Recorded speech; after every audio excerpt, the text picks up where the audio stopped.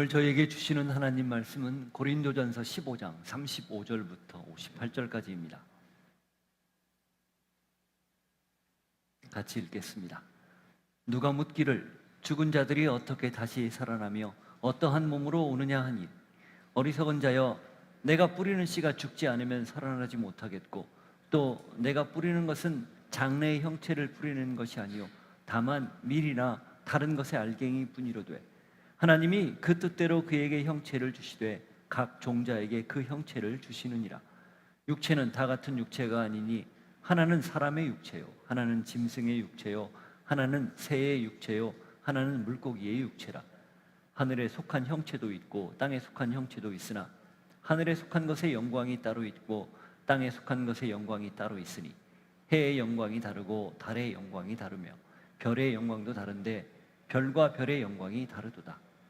죽은 자의 부활도 그와 같으니 썩을 것으로 심고 썩지 아니할 것으로 다시 살아나며, 욕된 것으로 심고 영광스러운 것으로 다시 살아나며, 약한 것으로 심고 강한 것으로 다시 살아나며, 육의 몸으로 심고 신령한 몸으로 다시 살아나나니, 육의 몸이 있은즉 또 영의 몸도 있느니라. 기록된 바 첫사람 아담은 생령이 되었다 함과 같이 마지막 아담은 살려주는 영이 되었나니, 그러나 먼저는 신령한 사람이 아니요 육의 사람이요 그 다음에 신령한 사람이니라. 첫사람은 땅에서 났으니 흙에 속한 자이거니와 둘째 사람은 하늘에서 나셨느니라. 무릇 흙에 속한 자들은 저 흙에 속한 자와 같고 무릇 하늘에 속한 자들은 저 하늘에 속한 이와 같으니, 우리가 흙에 속한 자의 형상을 입은 것 같이 또한 하늘에 속한 이의 형상을 입으리라. 형제들아, 내가 이것을 말하노니 혈과 육은 하나님 나라를 이어받을 수 없고, 또한 썩는 것은 썩지 아니하는 것을 유업으로 받지 못하느니라. 보라, 내가 너희에게 비밀을 말하노니 우리가 다 잠잠할 것이 아니요 마지막 나팔에 순식간에 홀연히 다 변화되리니, 나팔 소리가 나매 죽은 자들이 썩지 아니할 것으로 다시 살아나고 우리도 변화되리라. 이 썩을 것이 반드시 썩지 아니할 것을 입겠고 이 죽을 것이 죽지 아니함을 입으리로다. 이 썩을 것이 썩지 아니함을 입고 이 죽을 것이 죽지 아니함을 입을 때에는 사망을 삼키고 이기리라고 기록된 말씀이 이루어지리라. 사망아, 너의 승리가 어디 있느냐? 사망아, 내가 쏘는 것이 어디 있느냐? 사망이 쏘는 것은 죄요, 죄의 권능은 율법이라. 우리 주 예수 그리스도로 말미암아 우리에게 승리를 주시는 하나님께 감사하노니, 그러므로 내 사랑하는 형제들아, 견실하며 흔들리지 말고 항상 주의 일에 더욱 힘쓰는 자들이 되라.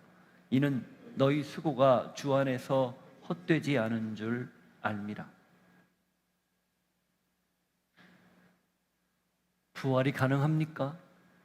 가능하다면 어떤 몸으로 부활합니까? 이 질문에 바울이 조목조목 설명을 하며 선언을 합니다. 하나님, 오늘날에도 부활을 믿느냐 믿지 않느냐 많은 사람들이 고민합니다. 바울이 이렇게 길게 설명하는 내용을 우리가 함께 듣고 그 말씀의 뜻을 헤아릴 때 우리 마음속에 더는 의심하지 않고 부활을 믿을 뿐 아니라 부활의 삶을 살기를 결단하는 귀한 시간이 되게 하옵소서. 예수 이름으로 기도하옵나이다. 아멘.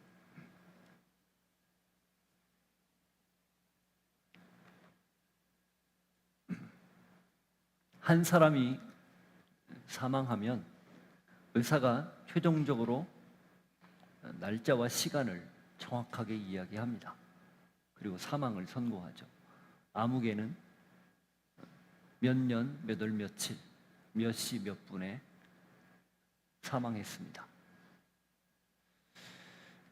의학적으로 전문가인 의사의 진단에 따라 사망을 선언하면 그게 법적으로 그 사람의 사망이 되는 것입니다. 한 사람의 선언이 이 땅에서 마지막 순간을 맞이하는 그 사람의 법적인 신분을 바꿔놓는 거죠. 이 선언은 그만큼 중요한 겁니다. 그리고 그 선언은 결국 모든 사람에게 이게 이렇다라고 말하는 그런 법적 효력을 갖는 경우일 경우에, 그런 경우에는 더 확실하죠. 법정에서 재판관이 선고하는 것도 마찬가지예요. 물론 거기에 따라서 우리나라가 대부분의 나라가 3심 제도를 택하고 있기 때문에 최종 대법원까지 가서 마지막 선고할 때가 있지만, 그 대법원에서의 마지막 선고는 불가역적인 선고입니다. 번복이 안 돼요. 법이 바뀌거나 전체 체계가 바뀌지 않는 이상 그게 다르게 바뀔 수는 없습니다. 그만큼 중요한, 엄중한 그런 의미를 담고 있다는 뜻이죠. 이게 선언, 선고의 의미예요. 성경은 선언으로 시작합니다. 태초에 하나님이 천지를 창조하시느니라. 설명입니까? 선언입니까? 선언입니다. 하나님이 이렇게 해서 뭐 만들었대, 이게 아니에요. 그냥 땅 하고 선언하는 거예요. 이게 성경의 첫 구절이에요.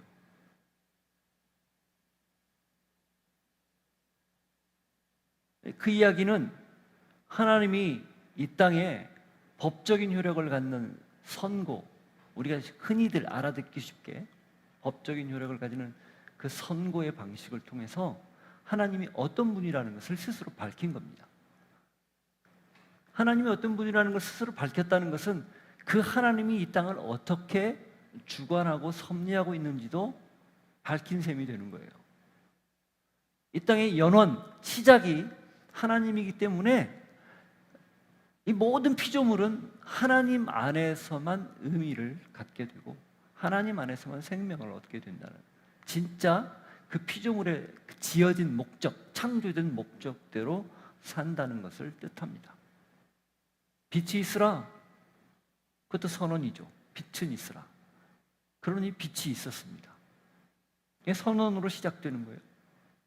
한 사람을 부릅니다. 너는 너의 본토 친척 아비 집을 떠나 내가 너에게 지시할 땅으로 가라. 아브라함에게 선언한 거예요.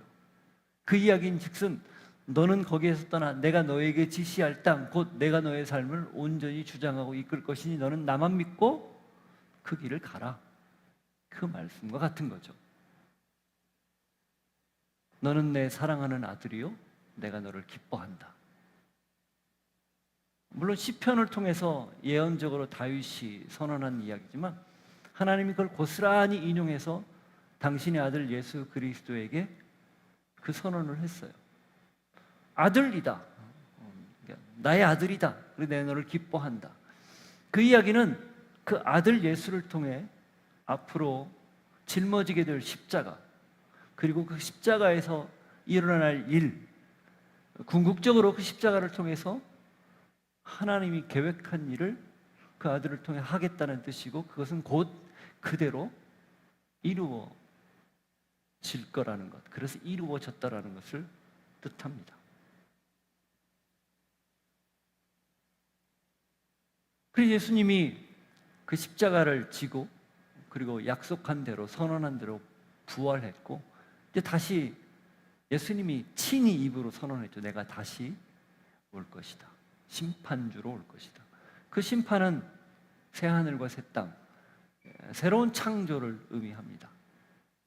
결과적으로 예수님의 모든 사역, 그리고 하나님의 모든 사역은 결국 생명을 주는 일인데, 죄 때문에 그 생명이 죽음에 이르게 됐어요. 그렇다면 마지막 최종 하나님의 계획은 무엇인가? 다시 생명을 부여하는 일입니다. 그게 부활입니다.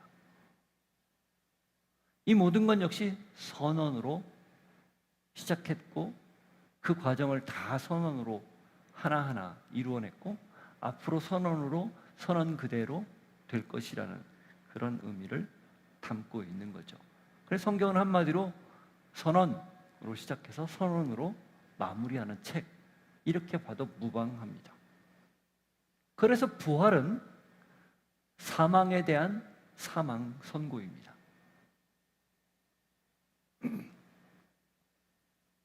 부활이라는 말 자체가, 다시 살았다라는 말이 죽음으로부터 다시 살아났다라는 의미를 담고 있기 때문에 그래요. 장사한 지 사흘 만에 죽은 자 가운데서 다시 살아나셨다. 사도신경의 고백 아닙니까? 그 짧은 고백 속에 많은 걸 담고 있는 거거든요. 바울이 지금까지 부활에 관한 이야기를 길게 했어요. 첫 번째, 우리가 첫 번째 다뤘던 이 15장을 세 단락으로 다뤘는데 첫 번째 다뤘던 내용이 부활에 대한 증명이었습니다. 성경에서 증명하고 있고 많은 증인들이 있다고 그랬고, 그리고 자기 자신이 증인이라고, 그렇게 해서 부활이 기정사실이라는 것을 밝혔어요. 그리고 두 번째는 그리스도가 첫 열매였다면 다음 열매, 두 번째, 세 번째 열매도 그대로 그리스도가 첫 열매로 부활했듯 그 다음 열매들도 다 부활할 것이라는 얘기를 했습니다. 이제 마지막 부분에서는 질문을 해요. 먼저 35절에. 그리고 그 질문에 대한 답을 사람들이 두 가지 의문을 가지고 있는 걸 질문하는데 그 답을 설명하면서 최종적인 선언을 합니다. 부활이라는 건 뭐냐? 사망에 대한 최종적 사망 선고다. 그 얘기입니다. 왜? 모든 인간이 가장 두려워하는 게 뭘까요? 죽음입니다. 그런데 유일하게 그 죽음을 두려워하지 않는 이상한 사람들이 있어요. 그게 누구예요? 그리스도인들이에요.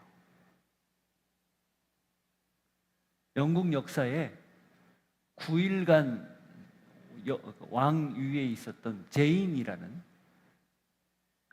여인이 있습니다. 16세나 7세 때 처형을 당했는데 권력이 굉장히 복잡한 상태에서 자기 아버지의 욕심으로 이 딸을 왕위로 올렸어요.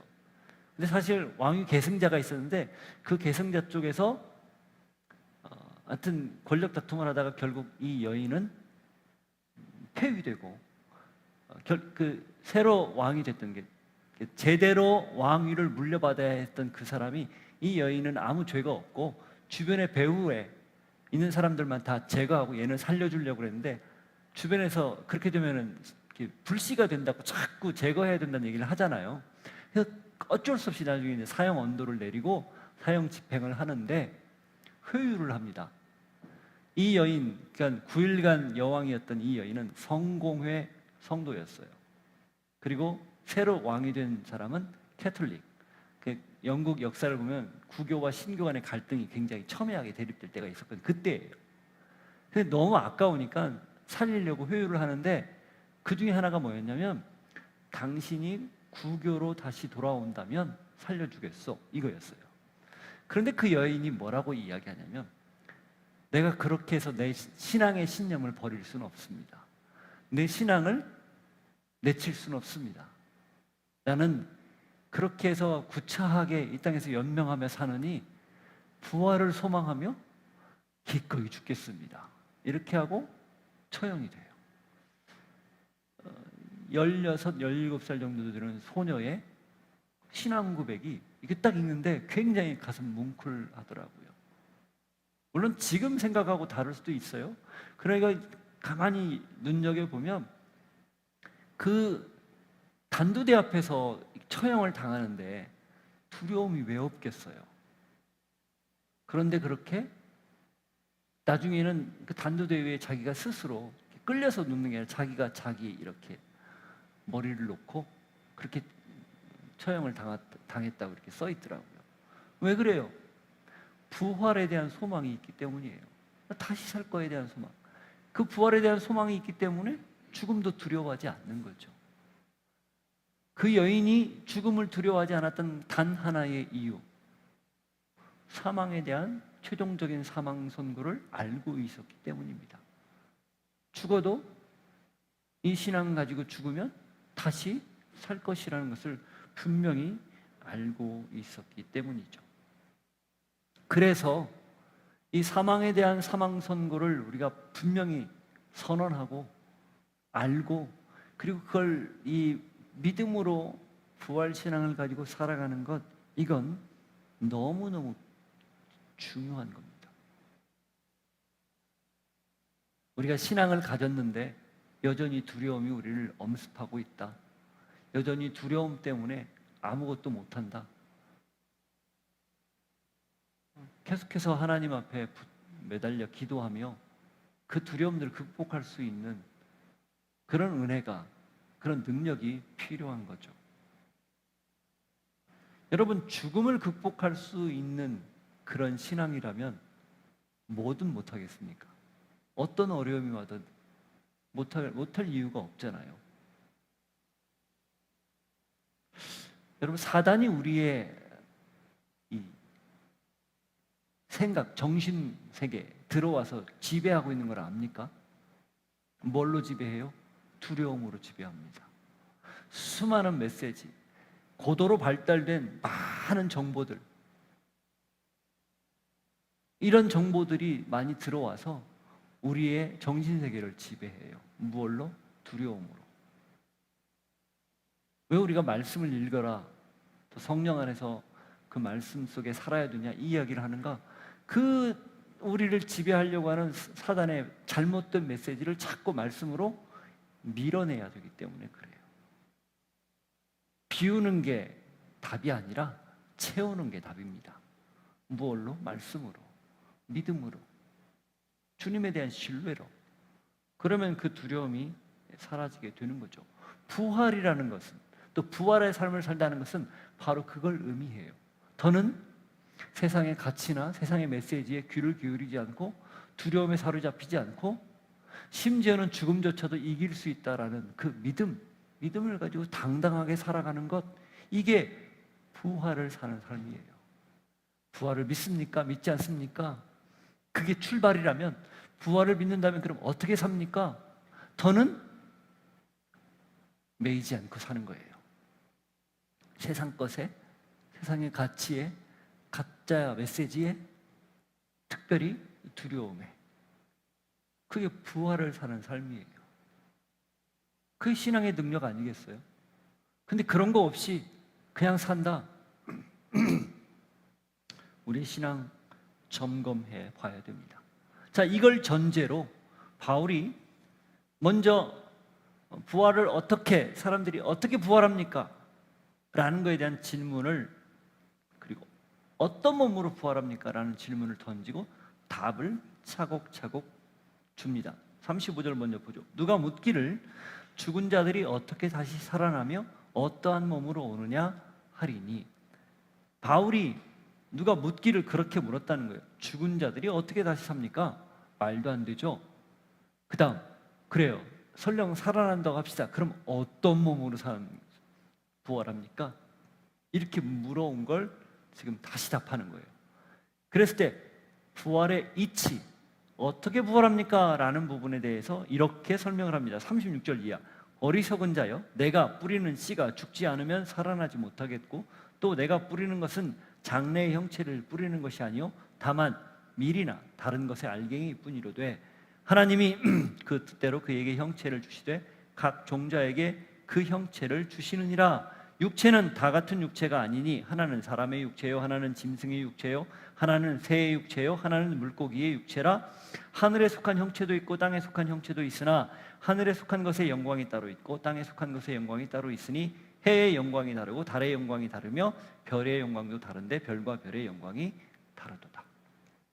크게 두 가지 이야기를 하는 거예요. 첫 번째, 씨앗의 원리입니다. 씨앗, 심으면 대부분 씨앗이 둥그렇거나 길쭉하거나 아니면 이렇게 약간 이렇게 럭비공처럼 생기거나 뭐 그러잖아요.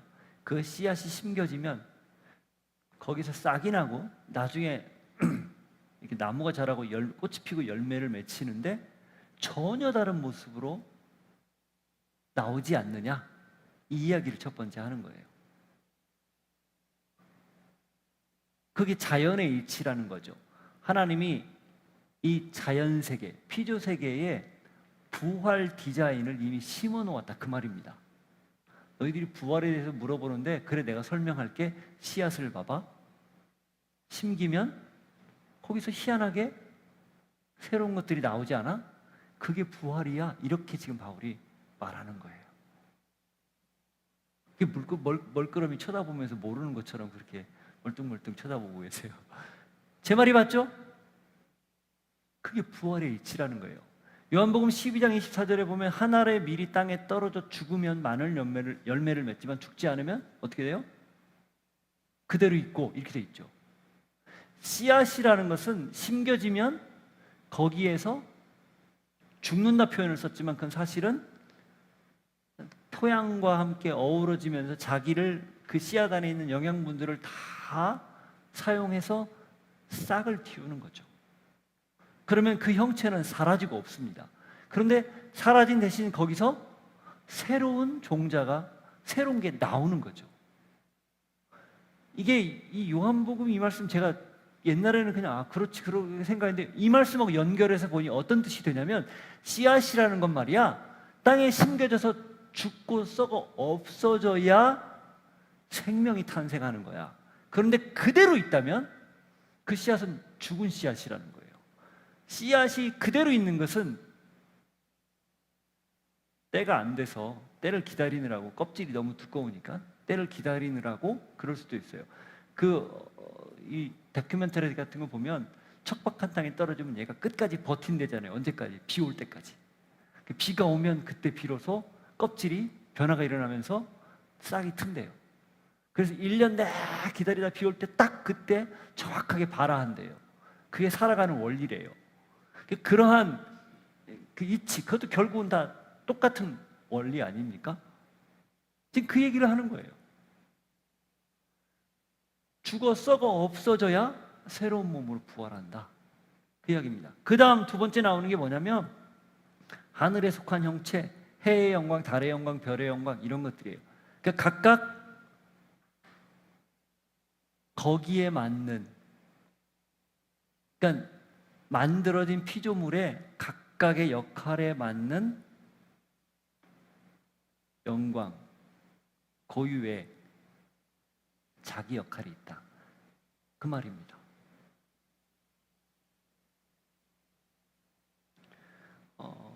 이 이야기는 곧 부활이 어떻게 가능한가?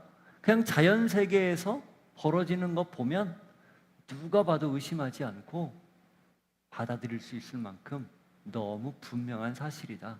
그 이야기예요. 유대인들의 매장 풍습은 바위를 깎아서 석회암 바위를 깎아서 그 안에다가 이렇게 처리를 해서 시체를 처리를 하죠. 천으로 쌓은 다음에 넣어놓죠. 이게 가족묘예요. 그리고 그 다음 또 누가 돌아가면 그 문을 열고 거기서 또 집어넣고 그 안에서 여러 구의 시체들이 있습니다. 우리가 요즘 많이 하는 화장이나 이런 걸 하지 않고 매장을 해요. 그럼 왜 매장을 할까요?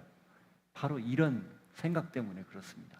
그 안에서 썩어서 사라지면 하나님의 때가 되면은 부활한다라는 그 믿음 때문이에요. 그래서 전통적으로 기독교는 화장보다는 매장을 합니다. 그런데 이것도 우리 생각이에요. 이렇게 생각하면 돼요. 화장을 왜 기피하는가? 그러면 다 사라지고 없으니까. 죄가 되니까. 그럼 어떤 몸으로 나중에 부활하지? 여기는 어떤 생각 때문에 이런 그 기독교 매장 풍습이 생겼냐면 이 땅에서의 사는 모습과 앞으로 부활한 이후의 삶의 연결성이 화장을 하면 사라진다 라는 생각 때문에 그래요. 근데 이것도 반은 맞고 반은 틀립니다. 연결성이 없는 거 아니에요. 그러나 연결성이 우리가 생각하는 것처럼 있지도 않아요. 예수님이 부활한 뒤에 제자들이 잘 몰라봤잖아요. 근데 또 나중에 알아봤잖아요. 이걸 통해 힌트를 얻을 수 있어요. 단절도 있지만 연결도 된다. 그러니 어떻게 명확하게 말하기 어려운 거예요. 이 말인 즉슨 하나님의 능력이 과연 화장을 해서 재가 되어 뿌리고 사라지면 그 사람을 부활 못 시킬까? 여기에 여러분 의구심을 갖습니까? 부활이 불가능할까요? 가능해요. 무에서 유를 창조하신 분인데 전혀 문제되지 않아요. 우리 생각일 뿐이죠. 지금 바울이 이야기하는 핵심은 썩어 없어진다는 게 핵심입니다. 그래야 새롭게 태어난다. 그게 핵심이에요. 그러니 죽는 거에 대해서, 썩어 사라지는 거에 대해서 두려워하지 않아도 된다. 이 이야기를 하는 거죠.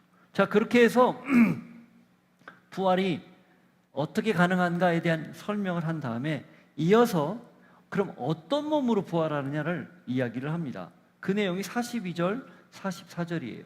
죽은 자의 부활도 그와 같으니 썩을 것으로 심고 썩지 아니할 것으로 다시 살아나며 욕된 것으로 심고 영광스러운 것으로 다시 살아나며 약한 것으로 심고 강한 것으로 다시 살아나며 육의 몸으로 심고 신령한 몸으로 다시 살아나니 육의 몸이 있은즉 또 영의 몸도 있느니라.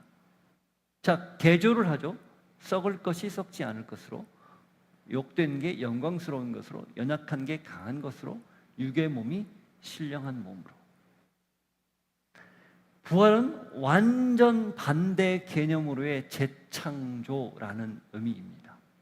그리고 잘 보면 모든 것이 불완전했는데 부활한 몸은 다 완전하다는 뜻이 그 안에 담겨 있습니다. 여러분, 하나님이 인간을 처음 만들었을 때, 아담을 만들었을 때 그 아담은 완전한 피조물이었을까요? 불완전한 피조물이었을까요? 완벽한 피조물이었어요. 그래서 보기에 심히 좋았다라는 그 아주 좋았다라는 말 속에 담겨 있는 의미예요. 너무 흡족한 거죠. 완벽한 존재였어요. 그 완벽한 존재의 가장 핵심이 뭐예요? 뭘까요? 자율의지입니다. 왜? 하나님이 자율의지를 가지고 계시거든요. 하나님이 이 땅을 창조한 게 당신의 자유로운 의지였어요. 근데 인간이 형상대로 지음받았다는 뜻은 그 하나님의 어떤 이미지만 닮았다는 게 아니라 그분이 가지고 있는 성품, 그분이 가지고 있는 속성, 이런 것도 다 고스란히 물려받았다는 거예요. 그 클라이맥스가 자율의지예요. 하나님의 사랑이 어느 정도냐? 자율의지까지 주신 사랑이라는 거예요. 자율의지를 주지 않으면 인간은 타락하지 않았을 수도 있습니다. 왜? 사탄의 꾀임에 안 넘어가니까. 못 넘어가. 의지가 없는데 어떻게 넘어가요? 그런데 하나님의 사랑은 그 자율의지까지 줄 정도의 사랑이죠. 완벽한 사랑이라는 뜻이죠. 근데 그 자율의지 때문에 어떻게 됐죠? 완전성이 훼손된 거예요. 죄, 불완전으로 바뀐 거죠. 그러면 부활이라는 건 뭐냐? 그 완전성을 다시 되찾는 겁니다. 그래서 뒤에도 얘기하겠지만 첫사람을 아담이라는 표현을 쓴 거예요. 아담이라는 말이 사람이라는 뜻이거든요. 근데 예수님을 둘째 아담이라고 합니다. 예수님도 사람이죠. 근데 예수님이 둘째 아담인 이유는 첫째 아담을 따라서 태어난 우리가 그 불완전성 때문에 죽을 수밖에 없고 하나님의 완전성이 훼손됐는데 완전한 인간인 둘째 아담 그리스도를 통해서 완전성을 다시 되찾는다, 이 뜻입니다. 그게 십자가고 그게 부활이에요.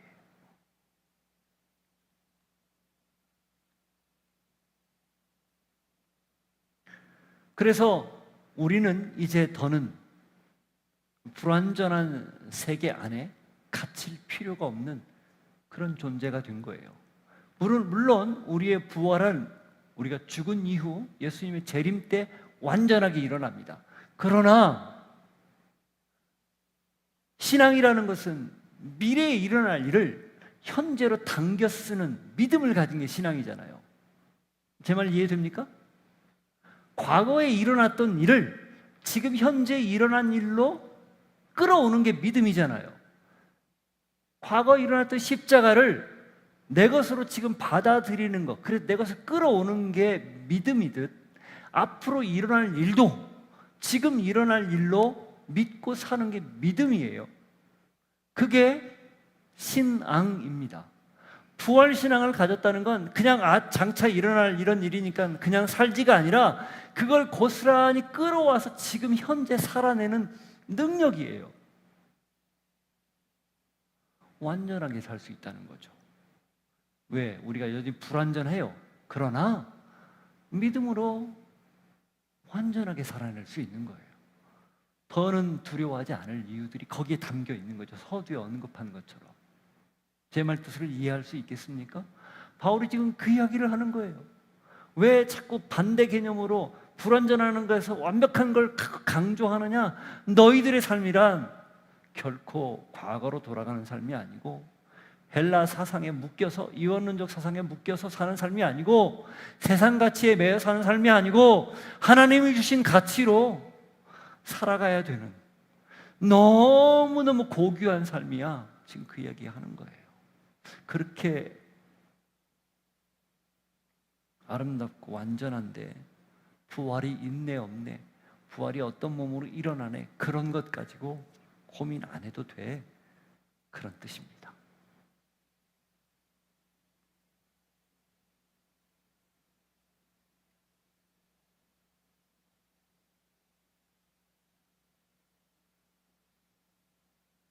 장차 의롭고 무한하고 강하고 썩지 않을 몸을 얻을 것이란 소망, 그게 우리 안에 있기 때문에 죄, 한계, 연약함, 썩어 없어질 것들, 이런 것들에 매이지 않고 그것을 넘어서 당당하게 사는 것, 이게 부활의 삶입니다.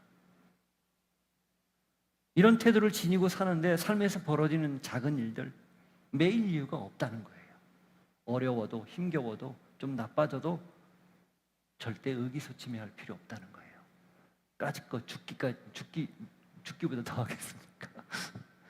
죽으면 되죠. 이런 생각. 제가 너무 쉽게 말하는 것 같아서 죄송하지만 사실 그게 진짜 중요해요. 뭐라고? 제 친구 목사 중에 한참 어려우면 그렇더라고요. 형님, 까짓 거 뭐라고 했더라? 하여튼 죽게 하겠어요? 이렇게 얘기했던 거 하여튼 그런 겁니다. 이제 바울이 45절부터 49절까지 첫사람 아담, 둘째 사람 예수를 통해서 이 완벽한 몸에 대한 이야기를 다시 좀 부연 설명해요. 45절, 49절. 기록된 바 첫사람 아담은 생령이 되었다 함과 같이 마지막 아담은 살려주는 영이 되었나니, 그러나 먼저는 신령한 사람이 아니요 육의 사람이요 그 다음에 신령한 사람이니라. 첫사람은 땅에서 났으니 흙에 속한 자이거니와 둘째 사람은 하늘에서 나셨느니라. 무릇 흙에 속한 자들은 저 흙에 속한 자와 같고 무릇 하늘에 속한 자들은 저 하늘에 속한 이와 같으니 우리가 흙에 속한 자의 형상을 입은 것 같이 또한 하늘에 속한 이의 형상을 입으리라. 자, 이 부분을 좀 세번역으로 제가 한번 여러분 이 세번역이 그래도 좀 매끄럽게 더 이해할 수 있도록 번역이 돼서 한번 읽어드릴게요. 성경에 첫사람 아담은 산 영이 되었다고 기록된 바와 같이 마지막 아담은 생명을 주시는 영이 되셨습니다. 그러나 신령한 것이 먼저가 아닙니다. 자연적인 것이 먼저요, 그 다음이 신령한 것입니다. 그러니까 자연적인 것, 아담이 먼저고 그 다음이 신령한 것, 그리스도가 다음입니다. 그 뜻이에요. 첫사람은 땅에서 났으므로 흙으로 되어 있지만, 그래서 아담이라는 게 아파라민 아다마예요. 먼지로부터 만든 아담, 흙에서 지었다라는 말이 그런 뜻이거든요. 둘째 사람은 어디에서 났는가? 하늘에서 났습니다. 흙으로 빚은 그 사람과 같이 흙으로 되어 있는 사람들이 그러하고, 아담과 같이 우리도 그러하고, 그 뜻이에요. 하늘에 속한 그분과 같이 하늘에 속한 사람들이 그러합니다. 그러니까 자연인은 자연에 속해서 아담처럼 죽지만 신앙인은 자연인을 넘어서 그리스도에게 속했기 때문에 그리스도처럼 다시 삽니다. 그 뜻이에요. 그래서 마지막 49절에 이렇게 되어 있어요. 흙으로 빚은 그 사람의 형상을 우리가 입은 것과 같이 우리는 또한 하늘에 속한 그분의 형상을 입을 것입니다.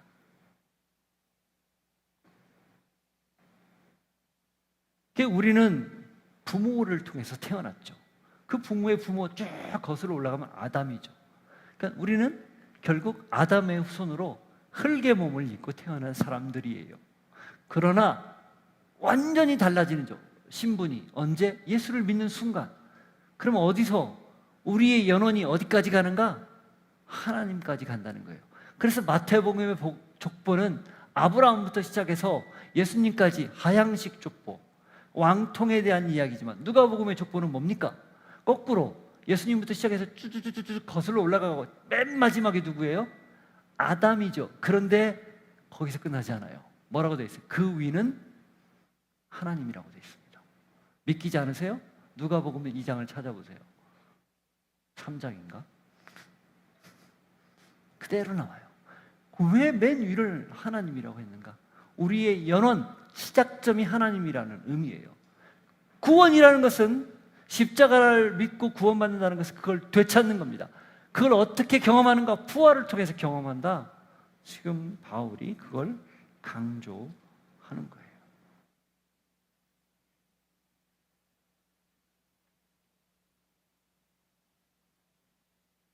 우리가 자연의 이치에 따라 육체의 몸을 입었듯 하나님의 이치에 따라 신령한 몸을 입는다.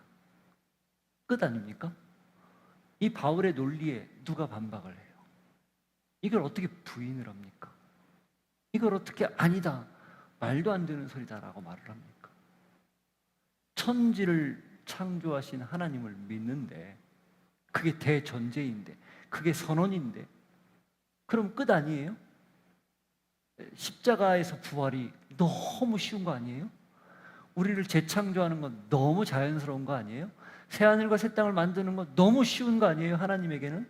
왜 우리의 머리와 논리로 생각으로 자꾸 그걸 제한하려고 하는지, 그래서 부활을 못 믿고 다 믿지만 부활은 못 믿겠다라고 말하는지 이해가 안 되는 부분이죠.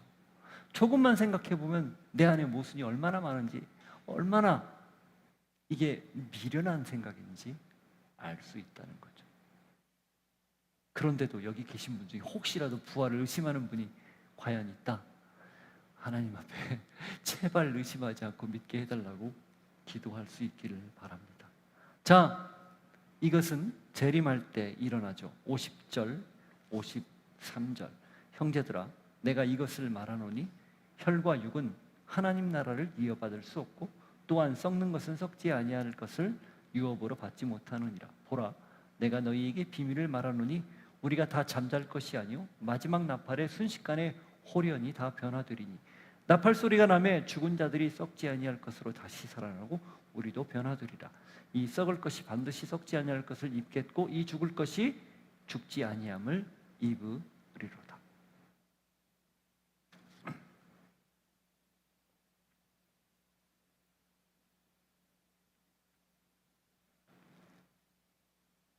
지금까지 설명한 걸 다시 재림 때에 그런 일이 벌어질 거다라고 명확하게 선언하는 겁니다.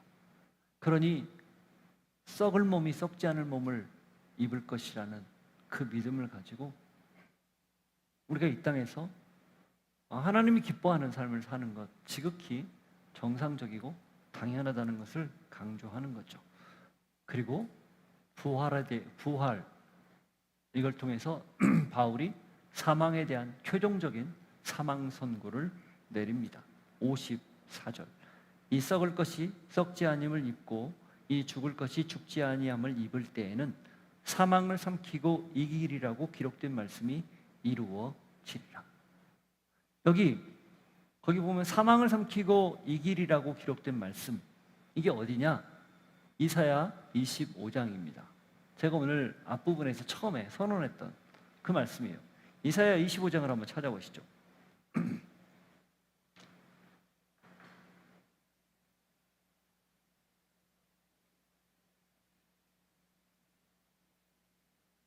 6절부터 25장 6절부터 같이 읽죠.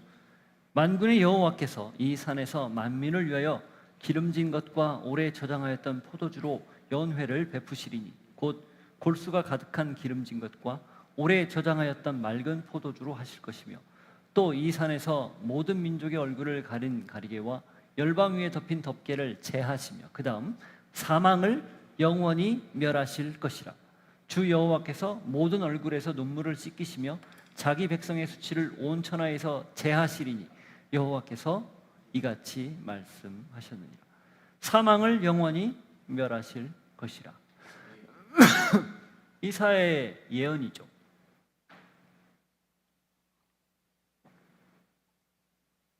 그래서 요한계시록 맨 마지막에 나오는 내용이 이 같은 내용이에요.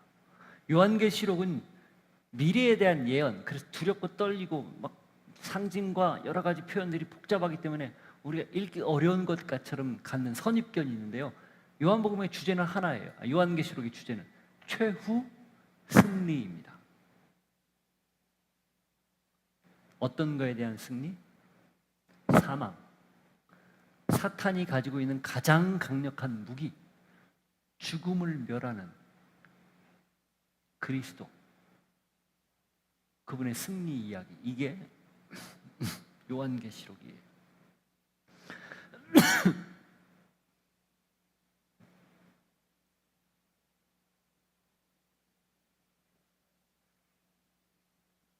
십자가는 그리스도가 죽은 형틀이죠. 그러나 동시에 죽음의 권세가 죽은 형틀입니다. 아마 죽음은 미처 몰랐을 거예요.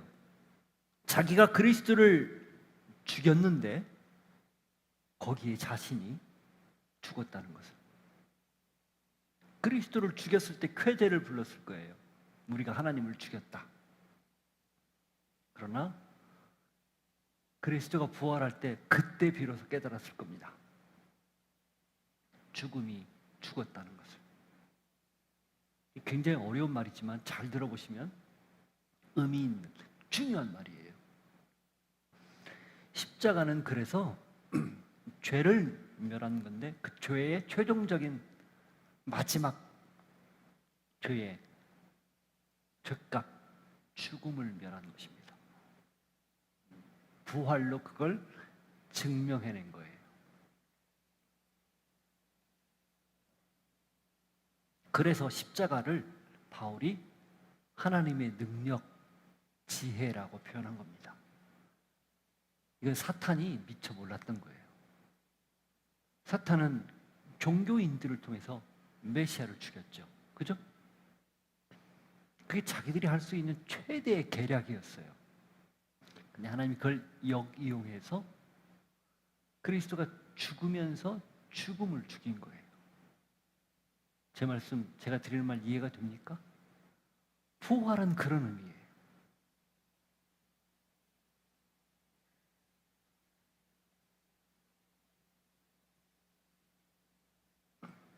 바울이 최종적으로 승리를 선언합니다. 55절, 57절. 사망아, 너의 승리가 어디 있느냐? 사망아, 내가 쏘는 것이 어디 있느냐? 사망이 쏘는 것은 죄요, 죄의 권능은 율법이라. 우리 주 예수 그리스도로 말미암아 우리에게 승리를 주시는 하나님께 감사하노니. 사망아, 너의 승리가 어디 있느냐? 호세아 13장에 나오는 내용을 인용한 겁니다.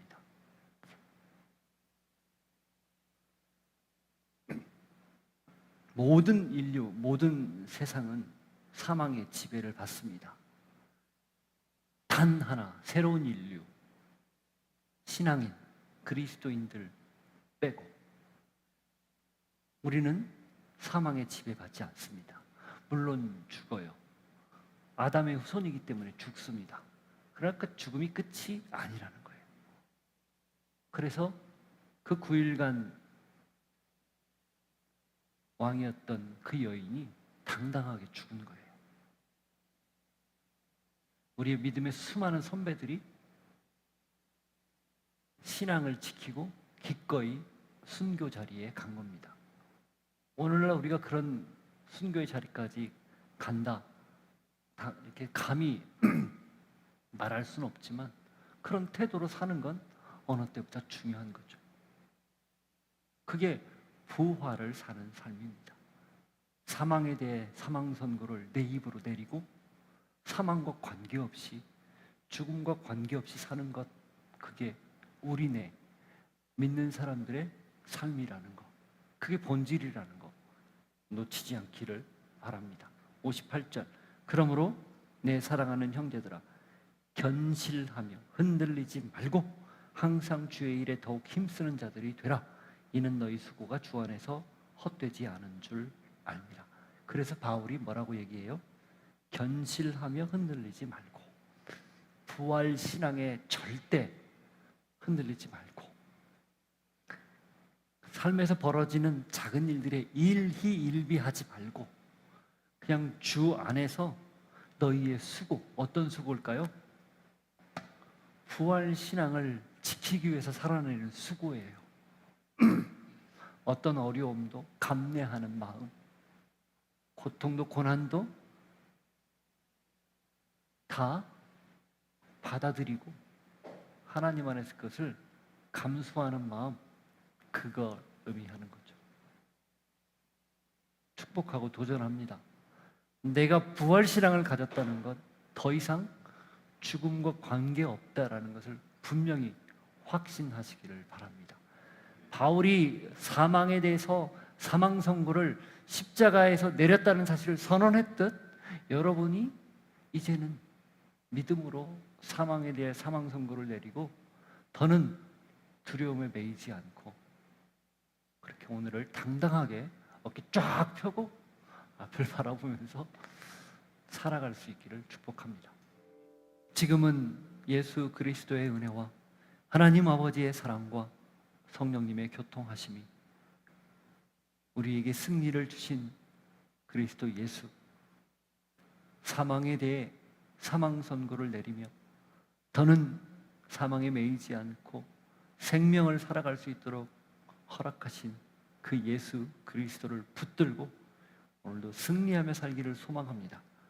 결단하고 고백하는 주의 백성들 머리 위에와 삶의 자리 위에 이제로부터 영원토록 함께 하시기를 간절히 축원하옵나이다.